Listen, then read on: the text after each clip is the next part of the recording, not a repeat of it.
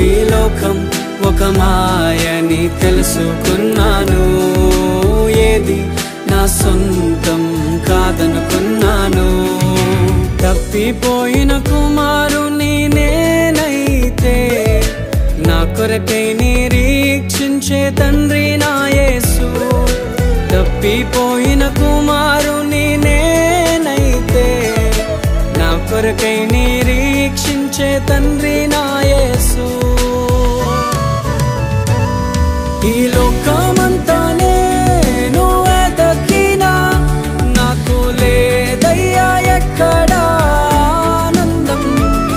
నీ సన్నిధిలో ఒక్క క్షణం గడిపినా నా హృదయం